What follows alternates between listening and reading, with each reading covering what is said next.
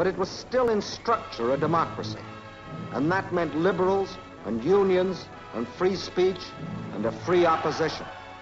And the German leaders knew, as Frederick and Bismarck and the Kaiser had known, that you can't start ruthless aggression abroad without ruthless discipline at home.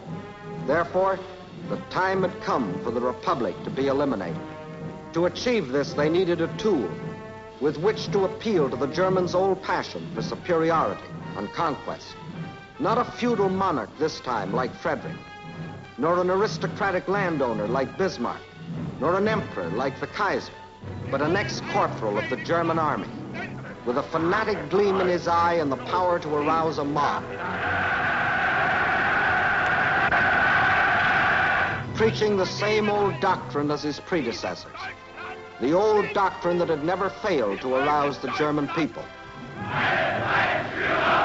Himself jobless, uneducated, cowardly, resentful, Hitler gathered around him misfits like himself, people obsessed with grievances, real or imaginary, people who weren't as prominent as they thought they should be, people with inferiority complexes who wanted to shout with a crowd, people who wanted power but were too lazy to work for it, sheep anxious to be led, dope addicts, perverts, bullies, cranks.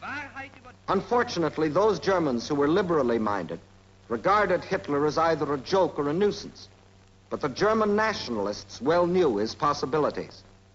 They knew that he was capable of administering the death blow to the German Republic, of forging the German people into a single mold. Backed by the militarists who saw in him their chance to build a mighty war machine, backed by the monarchists who saw in him their chance to restore the Hohenzollerns to the throne, backed by big business who saw in him their chance at economic domination of the world, backed by thousands of ordinary Germans who saw in him their chance to strut as conquerors across the world. With the backing of all these groups, Hitler soared ahead, skillfully appealing to the German tradition, the old cry of the master race. The Nazis promised all things to all men. To the workers, they promised higher wages. To the employers, lower wages. To the tenants, they promised lower rents. To the landlords, higher rents. To the farmer, higher prices. To the consumer, lower prices. But most of all, they promised revenge on the world, that Germany would become its most powerful empire. Hitler knew his audience. And by 1933, the Nazis received more votes than any other political party. And von Hindenburg installed Hitler as its leader, as German Chancellor. This was the death blow the nationalists had planned. From that moment, the German Republic was dead.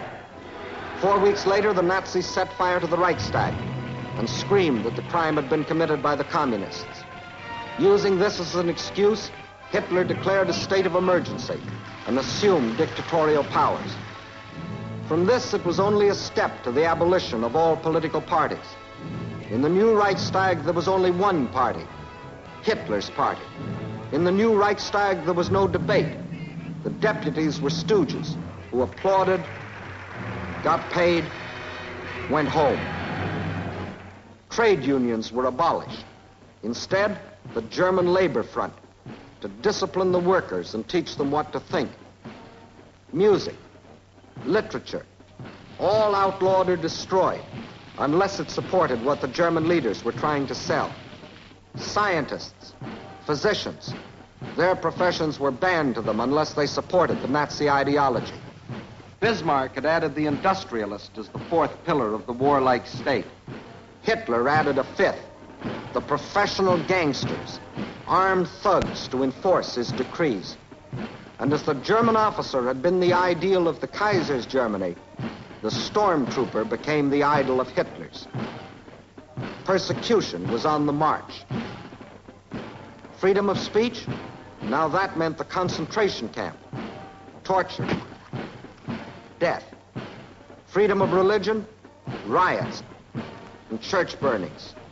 Freedom of opinion? The executioner and his axe. Freedom of the press? The Gestapo took care of that. Now Carl Schmitt could be indoctrinated like his father and his grandfather before him. But this time, even more thoroughly, more efficiently, with all the resources of science and the modern state. The German press became a Nazi press. The German airwaves open only to Nazi voices. Nazi papers, Nazi books, Nazi pamphlets. These were all the people could read.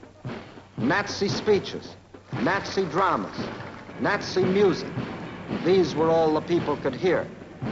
The art of Germany, the sculpture, the paintings, the drama, all regimented to serve one purpose, the indoctrination of Carl Schmitt. One voice only must be heard by Carl Schmitt. One voice from the cradle to the grave. The voice of Hitler. Hitler. Hitler. Scores of microphones and cameras were used to photograph Hitler and record his voice so that all of Germany and others throughout the world could receive his message of hate and hypocrisy. So Hitler was photographed from the front, from the back, from the right, from the left, from every angle. Hitler, Hitler, Hitler. Hitler sobbing, Hitler smiling, Hitler shouting, Hitler working his people into a frenzy.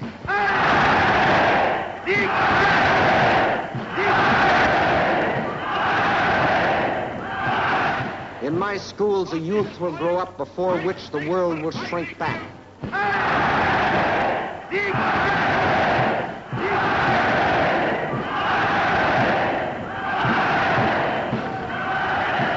There must be no tenderness in youth. I want to see in their eyes the gleam of the beast of prey.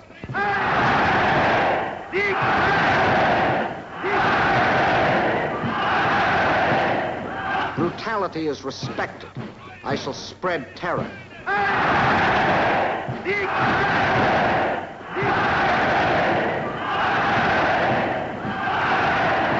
Today, Germany. Tomorrow, the world.